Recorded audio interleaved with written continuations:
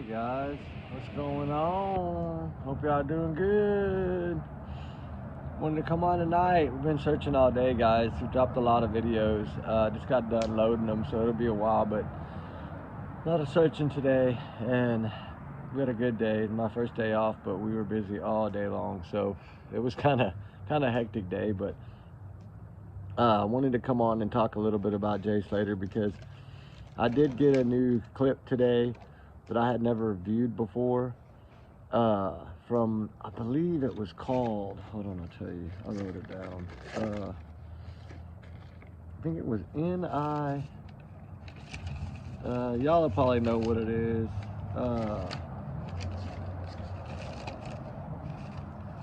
It was N.I. something, and they're using the Mail Online and some other one, The Sun or something like that. Oh, it's got to be on this one right here.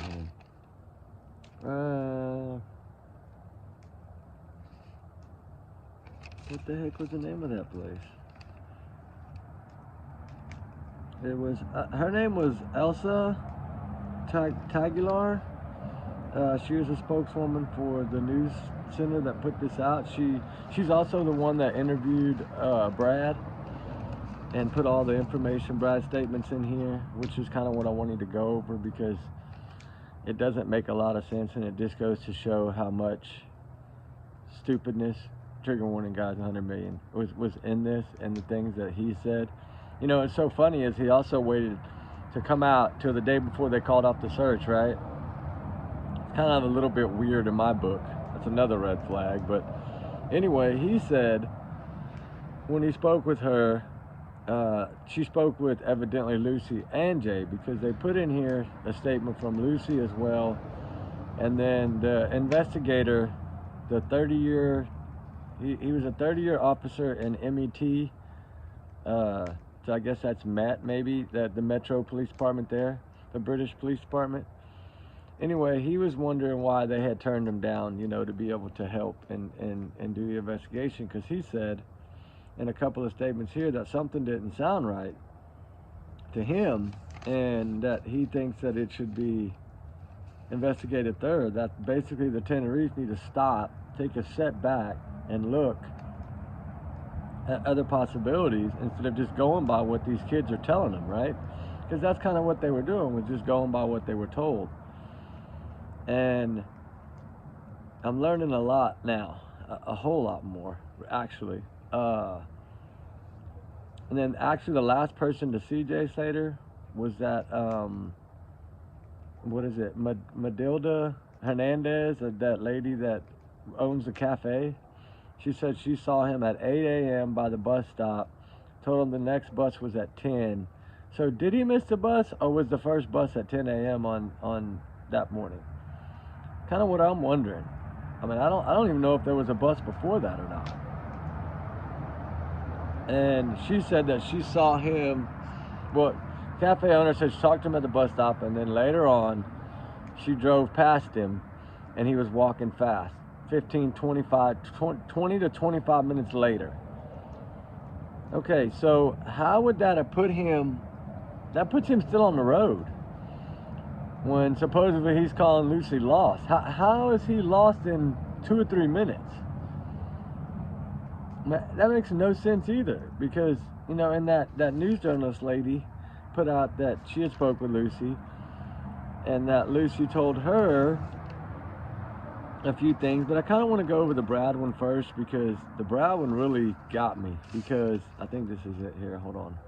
Why would Jay have walked? Okay, that was the investigator. Hold on. I had to get this light on, hold on. There we go. I have a little light down here on my thing. I don't want to blind the camera.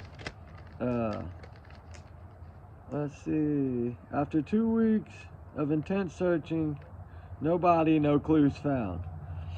Right, that's what this investigator, this 30-year investigator and British investigator was saying. Something's not right, something's fishy. He's the one that also thought it was a criminal underworld activity with crime and theft and all this stuff that was involved. But then Brad did come out and tell journalist Azella that in the interview that he said, Brad, this is Brad's exact words. They had met the two guys 3 days prior. Okay, we already know that Lucy said that she had met him. Jay had met him that night, right? So we know that there's one ding ding red flag, right? Just in the first thing I read, right? And Brad said it seemed like they were really nice and cool guys, right? But the one thing that got me that Brad said that I never knew before, I never knew this. I've never heard this anywhere. Y'all might have. I've never heard it anywhere. That Brad told the newswoman that night after Jay had left with them, because he didn't want the night to end, right? We know that Jay told Brad he didn't want the night to end, okay? This is what Brad told the news lady. It's out there for y'all to go read. On the 28th, it was published on the 28th or 29th of June. And Brad also said in here that Jay had gone back with them, and then that Jay had been texting and calling him that night, early morning hours. He said he sent a text saying, "These guys have gone to bed. Maybe I'll just come back." And that was like right after he arrived. So I don't get this. Like, I don't understand these text messages. They've already gone to bed. It sounds like somebody else is using his phone, right? And then the next one was at 7:30 a.m., which of course the snap, we all know that fake one, that he didn't show himself. But she also said that one of the guys that she interviewed, she didn't give name, said that they had made the bed for Jay, and that was a blanket that they had put on the bed they had made for him on the couch. Nobody ever said they made a bed. He never told us he made a bed for him. He told him he laid something over the couch, a towel or something, or a blanket, and a cigarette and a phone charger or something like that. That's all he didn't say he made him a bed. He's telling this woman that he made Jay a bed. Huh, kind of weird. I never heard that before. But the one that got me, like I said, was that he had been texting Brad after he had arrived at the Airbnb and was saying, "They've already gone to bed, maybe I'll just come back." And so that's kind of weird. I had never ever heard that before anywhere in any statement that I've read, anything. And he also did say it wasn't two random guys. I want to make that clear. These guys are not two random guys. We met them 3 days prior. Okay? So, there's another lie, because Lucy said, after I said, Jay met him that night, that he left with them or whatever. It was what she was trying, two strangers is what she was trying to make it out to be. You remember? And then the Snapchat, the colorful blanket, they had made a bed for him. Alright, let's see where the other ones were I wanted to discuss. That was the last person to see him. Yeah, she passed him. He was walking quickly. At 8:30 a.m., Lucy said that Jay had called her, that he had missed the bus, he had 1% battery when he called, and that it was too late to phone a taxi if I become lost. Okay? That's what Lucy said. Lucy said also he had cut his leg on a cactus. But no, Brad didn't say that, remember? He told Lucy also he did not know where he was, okay? That doesn't make sense to me, though. Like, see, this is what I'm going to go back to, because the cafe owner said she saw him at 8 o'clock at the bus stop, talked to him for a minute, then she left, and then 20 minutes later or so, she was coming back. So you know it had been at least a half hour, probably 8:30 by then. So what she's saying is evidently Jay must have been on the phone. At the times are going to match up that way, I'm pretty sure, the way this woman is coming out saying this. I mean, 25 minutes from 8, or a few minutes after 8, that's 8:30 right at. So how in God's name, when he was still at the bus stop, did he get 2 miles down the road in 5 minutes and call Lucy and say he was lost? And then call Brad and on a FaceTime call, and Brad said in this statement that I read, which is different than the other statement I read, that he actually saw Jay's feet sliding down the hill on a video call, and that Jay was showing him, saying, look where I'm at. I never knew that either. I never knew he physically saw Jay's feet sliding. He just said he heard them sliding. So I wonder why in this interview with the different woman, he told her something different. Melon online, he told them one thing, that GBI or GBN or whatever it is, news station, he told a different thing. So here again, you got another round of them telling every person they talk to lies. And then, you know, like I was saying on that woman saying she saw him, and then 20 minutes later, 25 minutes later, he was still on the road walking fast. So there's no possible way he could have got that far out in the wilderness that quick, right? I just don't see that happening. Especially since she was the last one to see him, right? And she was the last one to see him. But another thing that Brad had said, because I want to go over what the mayor said too. Because the mayor made a comment in here. That picture, remember, that was by the church? The fuzzy, where it looked like he was running across the road? The mayor was saying that was not ever confirmed by police, and that he doesn't believe that video was even taken in that area. He thinks it was somewhere else on the island, up closer to Mascot.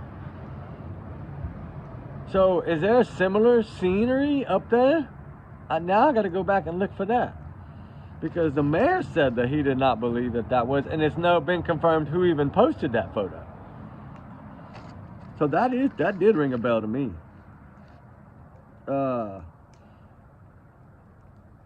He told Brad that he did not seem concerned. Brad said Jay did not seem concerned at all when he was slipping on the gravel, right? Brad then told Jay, of course you'll already know, put your location on. And then it said 15-minute drive. Get that.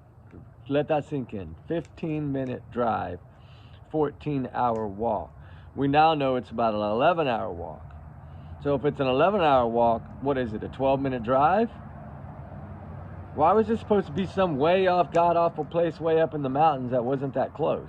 When we know it was only 22 miles or 20 miles from point A to point B. It was 20 miles, I think, or 22 miles. So a 15-minute in a car would be about right at 20 miles. But if he had already walked a few miles, then he's even closer. So yeah, about a 15-minute walk. Okay, I'll accept that, Brad, that you say it's a 15-minute walk. I'll take that. But the only thing I won't take is you told him to get a taxi, but yet you and Lucy had a car. Y'all are 15 minutes away from your best mate. Your best mate, brother, that's what you said, your best mate. That came out of your damn mouth, boy. Came out of your mouth, son. 15-minute walk and you let your buddy vanish. Why didn't you say, Jay, stop where you're at, buddy. It's me. I'm going to wake up Lucy. We're going to come and get you right now. We'll be there in 20 minutes. That's all you had to do. 5 minutes to get Lucy up, get in the car, and get down there. 15-minute drive. Why in God's name did you not drive 15 minutes to pick up your best mate, your best friend, your best lad, whatever you want to call him? You've been best friends half his life. And you leave him up there in the middle of nowhere, cut by a cactus, sliding down a mountain on a phone call with you. And you tell him to get a damn taxi. Bitch, you be his taxi. That's your best friend. He went with you. See, this is the kind of bullshit lies that I'm sick of in this case. This is why sometimes I do get upset about it, because I feel like they're just nothing but a bunch of lying-ass little kids. And then they got two grown-ass kingpin men lying just with them. And then somebody within that police force is lying too. There's only been one that seems to be telling the truth in this whole thing, and I think she's done got fired anyway. But y'all get that? 15 minutes, right? Your 15-minute walk, Jay. It's only a 15-minute walk. I see your location, buddy. 15 minutes. But I'll leave you there. I'm sorry, I can't come and get you. We have a car, but I'm not coming to get you. That's BS. Find another way to lie, buddy. It's just not right at all. And you know it. I don't know how you look at your damn self in the mirror every day. I just don't know how you do it. And then for Lucy to ball-face lie too in so many different ways, from the GoFundMe to everything that came out of her mouth was a lie. And then to be so heartbroken, but go back in November to party again. And then somebody else turns up under a bridge. Wow, oh wow, Lucy. One of these days you're going to get caught, girl. And you're going to go down for a long time. I don't know. We digging. And we getting somewhere is all I'm going to say tonight. I got some really good information today from my team. I was out searching all day. I just got in. I'm not live yet. I got about 20 hours, I think, 19 hours, something like that. It's on a countdown thing, so I don't know. I guess it's got to get to 0, then I got to set up whatever for that, and then I can go live. So by tomorrow night, we'll do that. I know I was going to do it tonight, but we're going to have to do it tomorrow night, because I did search all day today. But I'm frustrated because this was brought to me today while I was actually searching, and I was like, are you kidding me? I've never seen this before. And I know this is a reputable source. This is a woman that talked to Brad, talked to Lucy, talked to the other two, along with the Mark Williams, whatever his name was, which he also in the beginning said that it was a criminal underworld. He was the first one to say that. I think he knows more. He's just not talking. Maybe he's scared. I don't know. I don't know what I'd be if I lived there either. I don't know how I would be. But you can at least send in what you have to the police, especially if you're an ex-cop. Send it in. You know they're going to take a look at what you got. I mean, that's one thing I never did understand. Why he wasn't reporting everything to them. Everything. Because he said he spoke with both gentlemen, right? And that his thing, okay, this is what Q told Mark Williams. I know y'all probably remember this because I didn't remember it because I didn't ever see this article. But now that I've read the article, I know what he said. He said that he spoke with one of them. And then he now knew the name of the other one. And that he was told by Q, I call him Kingpin, whatever you want to call him, Arab, whatever, it doesn't matter. Remember, allegedly, guys, these are my opinions, my thoughts, my theories, my speculation, not to reflect on the channel. Do your own research. I do my own research. We can research together. I love it. Email and research. We can do that. That's a great, wonderful way to grow. Wonderful way to fight crime. True crime, that is. And just remember, I'm just in a big alleged bubble. Don't take nothing I say as fact, right? Just leave it at that. I'm going to start saying that. Just leave it at that. Anyway, he told Mark Williams, Arab said that he was on the strip and then that Jay had messaged him that he had nowhere to go and that then Q said he told Mark Williams, well, I invited him back to mine, like to my Airbnb, right? They use different language, but he invited Jay back. Well, he said Jay invited himself. Now he's saying he invited Jay back. You see how it depends on who he's talking to. Like an ex-cop, he's being more real. I think the truth's coming out more than he is when he's just on all these other little things. So I kind of take that, knowing that Mark was an ex-cop, that he was probably a little more scared to talk to him. So he probably told him more of the truth, right? And that's probably what happened. He probably did invite Jay back. I don't think Jay ever said he had nowhere to go, because why would he tell Brad after they fell asleep, I think I'm just going to come back to my accommodation? But you had nowhere to go. Like, you see how all of them are telling a different story? No matter who they talk to, every person they talk to, it's a different story. But when it comes to people that matter, that have authority, they kind of tell the truth more. Isn't that weird? Like, they cover their butt when it comes to talking to Ellie or somebody like that, but when they're just talking to random people, they don't care what they say. And it's crazy because none of their stories match. You go back and play every interview side by side on a TV, you can sit there and mark how many times they lie in each one, right? It's sad. Like 32 times, I think, Brad lied in that one video compared to his other stories. That's 32 lies, man. And your buddy was 15 minutes away from you. Your best friend was 15-minute drive and you left him there. Live with that. Make that shit make sense. Trigger warning again. Make it make sense, Brad. Make it make sense. Because it don't make sense to me that you would leave him 15 minutes away. I don't know. But 15-minute walk to me don't act like a 15-minute drive to a 14-hour walk. I don't think that's adding up too good. But those mountains, it might be, because you got to go up, down, up, down. But what's getting me is that she said he missed the bus. That's what he told Lucy, he missed the bus. The lady's saying the same story, he missed the bus. If you notice, they're saying it in the same way, right?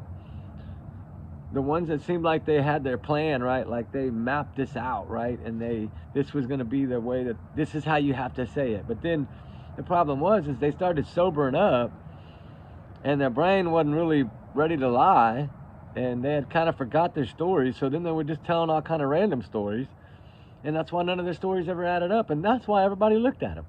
It's their own fault that they drew the red flags upon themselves. Nobody else but them.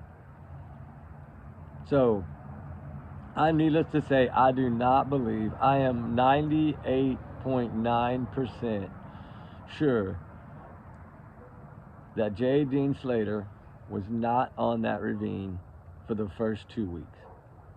I can confidently pretty much say, in my opinion, I do not believe that he was up there. Now, I believe his phone was there. I do believe that. I believe his phone was probably all over that area for the first 4 days. But I don't believe he was ever up there. Or if he was, he most likely was not with us when he was up there. I'm wondering now if that footage of him running across was somewhere in that area by that cafe or somewhere else. I got to do I got all the photos. I need to go back and look at them. We're trying to make a map thing to put on our content page. We're going to redo the whole community page, but we have to scale down all the photos to make them fit, right? You can't, so if you put a full picture, it like cuts half of it off. So we're going to scale them down to like 4 or 5 per page. And then that way we can post them on there. So y'all will see. Y'all just give me about a week or so. We should have that up for y'all guys. But we'll still go over them as soon as I can go live. We'll put them out on a board and go over them. But and then I want to let someone know I did get their email. I did get the phone number. I did send it off. We'll see. I'll let you know whenever I find out what it's about. I appreciate you emailing me about it. Thank you. And it's glad to see y'all are working. It's glad to see that y'all are doing y'all's own research, right? Because y'all can send things in, like I said, just as easy as we can. Anybody can do it, guys. Anybody. So, I mean, it's glad to see y'all doing that, because it is make it nice, you know? Like if the more of us that can send stuff in, the better, right? All it takes is them getting that one piece to say, all right, we got what we need now, right? And that's what we want. But I wish I would have had time today to do this. I just didn't, guys. I hope y'all understand that. Like, my days off, I usually don't search the first day, but I got the phone call this morning. We've been looking for this woman a lot. It's close to my area, about an hour and a half away, a little less. So we decided to go. I had an opportunity to go. There was drones there. One of my buddies had a drone. One of my buddies had his dog. So we went and did our searching today. And we're trying to get closure for this family. The husband's been charged. I don't know if y'all are aware of the case. Y'all might not be, but it's the Suzanne Simpson case out of San Antonio, Texas. She was a realtor that vanished on October 6th. But seen on surveillance camera, her husband was seen, I guess, like abusing her or something, because the neighbor heard some screams. And then, poof, she vanished, right? She was divorcing him and leaving him because he was an abuser. And they have 3 kids or 4 kids. It's heartbreaking, guys. And so we've been looking for her a lot, and every time it rains heavily and we go to see if anything new's popped up. But y'all have to watch the clips. It was some good ones. We had a battery die on one of them at like 17-minute mark, but it's okay. It happens when you're out there. You can't constantly watch everything. But I gave it alert anyway during the video. Hey, my phone's going to go dead. I feel it, because I'd heard it beep, so I knew it was going to go dead any time. And it goes to my point. It was like 3% when it shut off. So see what I'm saying with iPhones? They don't make it to 1%. So I've never understood the story of this 1% battery. Like, why would you say the lowest percentage possible? If you're going to tell a lie, at least say 10% or 5%, because that's a dead giveaway. You don't think those investigators don't know? Okay, he had 1% at 8 o'clock in the morning when he left there. How in God's name was he able to call Brad on video call, Google Maps, talk to Lucy, and then the phone still not died till 8:49:54?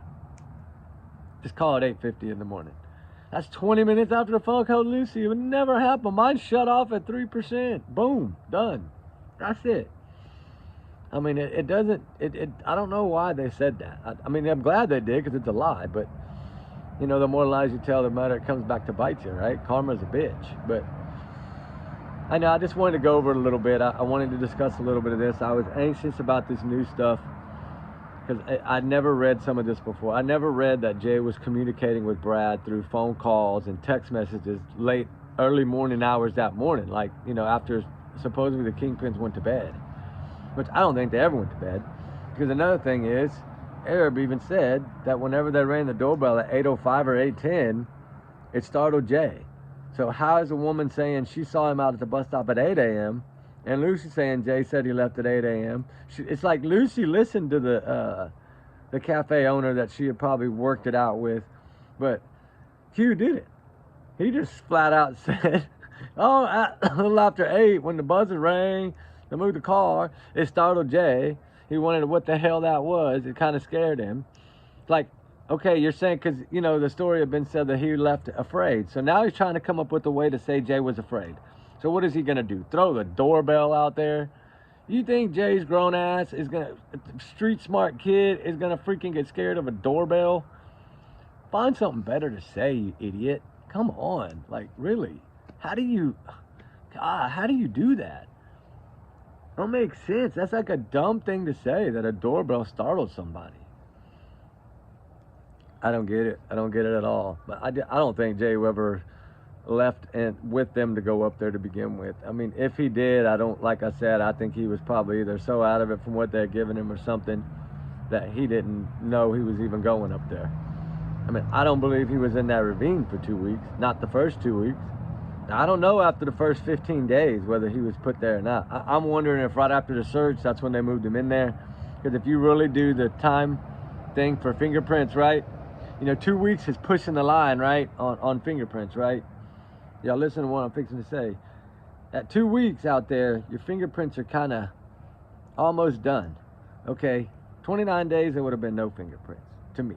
In my opinion, in my studies, in my research, no way. Not any case I've ever done would have lasted 29 days. Never. That's liquefied stage. That's not fingerprints left. Unless you're laying out in the middle of the Mojave Desert and there's no rain and it just dries everything up and shrinks you. Yes, that works. And they can put your hands in saline and water, and they can let them swell back up and they can get fingerprints that way. But not where he was. The climate, no way. Cold at night, hot during the day, no. There's too much moisture that way. You have dew and moisture every morning and when it's hot, cold like that. It's not dry. It's not considered dry climate in my book. But I think about it that way because I think, okay, they stopped the search, supposedly called it off. They said on the 30th, the morning before was the last day. So technically it was the 29th was their last search. They didn't search on the 30th. They searched to the 29th and that was it. Because that morning on the 30th is when that lady's spokeswoman said, we're calling off the search. We're going to do the investigative side now. Try to see if we can find him another way because evidently he's not up here. That's pretty much what they were saying. We've searched everywhere. We've drones, dogs, and radars and tracking devices, which I saw today. They had actually had some other kind of tracking devices. They had the night devices, which I knew they did. I just had never found it yet, and now I found it. It's in that article that I was just talking about. And it's just, I wish I knew the name. Hold on, let me see if I can find the name of that. I want y'all to go watch this. And I wrote down the dang name of it too. It was like, see,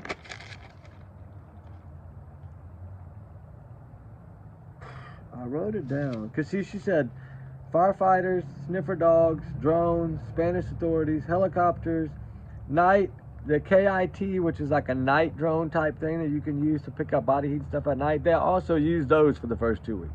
I don't know if a lot of y'all are aware of that, but it's in this article. It tells you. Hold on, give me just a second to find this, guys. I'm sorry.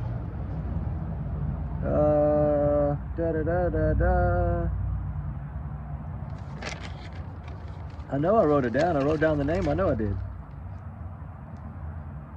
cafe owner. It's probably gonna be right here somewhere. Man, did I put it on a different piece of paper? Hell, I might have another one with notes that I didn't even bring. Or maybe I put it on the bottom down here. No? I don't know, guys. I thought I could. Okay, here's journalist, but I didn't write down the name of her station. It was like IBN or IB something. Y'all probably know what I'm talking about. It's like the Global or whatever it is. Y'all will find it. It's out there. They talked about the interview with Brad and all this. It was Mail Online and this GBI or whatever it is. They were all together. Global, whatever they're called or something. And they merged and did one with both reporters about everything and the whole story, right? And that's where I got that from, which I was shocked. I didn't find it, actually. One of my team members found it, but I was shocking because they didn't even have on the job board that he had communicated with Brad early in the hours after he had left, saying that they had gone to bed. I don't know, did y'all know that? Because I didn't know that. It's one thing I had never heard before. That I'd never heard Brad say that. I don't remember him saying that in an interview either. But he told somebody this in a personal interview. And says basically that's what he said, right? Like Jay text messaged him and phone called him in the early morning hours before the snap, saying, I'm just gonna come back. Like, so he was already telling you he wanted to come back. You had plenty of warning and you're still only 15 minutes away. This is another thing that bothers me. He's trying to give you opportunities. That's why I know you're full of BS, but he's trying to give you opportunities to come pick him up, right? And you're not doing it, but you're only 15-minute drive away. And it's your best mate, right? Sorry, that's not a best friend. To me, you don't do that to your best friend. No, especially not if you think he's sliding down a mountain. I mean, it just doesn't happen. But you could clearly tell how many lies he told. He couldn't even swallow in that damn video. He was so nervous, so scared. He was like, what am I going to say? Something that's going to mess me up. He was trying so hard to think about what he was going to say before he said it. That reminds me of some of these cases like Sebastian Rogers when the mom's sitting there and she has to hesitate before she talks, right? Like, I got to make sure my brain tells what I'm trying to tell and not the truth, right? Because your brain will, psychologically, your brain's always going to tell the truth. And the only way it doesn't is if you really, like, slow it down and make sure that you tell the lie right? And that's the problem is your brain, somebody else asks you out of the clear blue like that, like a reporter just runs up to you on the street, says, hey, answer me a few questions real quick. Well, you're not thinking about it. And that's why I think they were given different speeches to different people, is because they were caught off guard, right? And the only one that seemed to be kind of planned was that interview with Brad, right? It like he knew ahead of time, I think, that he was going to do that. So he had more time to think. But then when he got up there, when he sat down on that bench to speak, he kind of froze because he realized, oh my God, the camera's in my face. Now I got to watch what I say. I got to cover Lucy's butt. I can't give nothing away. Like that to me, that's what I got from him. Like he was basically just telling what he was scripted to tell. But I mean, I'm glad I found this. I really am. It does shed some more light. And we are working on the beach stuff now to try to see if there's any way to vet that video to see if it's AI or not. I don't know if anybody's done that before, but we're going to try it. I don't know if it'll work. We're going to give it a shot. And we're going to work on some other stuff, guys, too. And then tomorrow, hopefully I don't have any searches planned tomorrow. I don't mean something won't come up, but because I am a part of 12 associations, like I told y'all before, so sometimes I just randomly get a call in the middle of the night, day, whatever, and they ask for help. And of course, I always usually go, but I will make sure I set aside time tomorrow to get everything ready to do the tomorrow night video. And I'm hoping and crossing my fingers that I will be live. I don't know yet, but I'm working on it. But anyway, guys, y'all be good, y'all be safe, and we'll talk tomorrow. I did want to come on and chat with y'all a little bit tonight about it and go over these new things I found. Some of the photos were really looking good and promising. A lot of the information on the tracking collars and things is coming together, guys. Slowly, but it's coming together. I'll give y'all a little update on that tomorrow. We'll kind of go over all the updates tomorrow. I have all 10 checklists I want to do tomorrow, 10 things I want to go over. So we'll do that tomorrow, guys. That way I have time to relax tonight, take my first night off and kind of rest. So Y'all have a good night, guys. Remember, allegedly, these are my opinions. Don't take them as fact, right? And y'all's opinion, y'all's alone. We'll do our research together. And trigger warning. And we'll talk tomorrow, guys. All right? Y'all be safe. Be good. We love y'all, guys. Appreciate y'all. Justice for Jay Slater. All right, guys. Bye.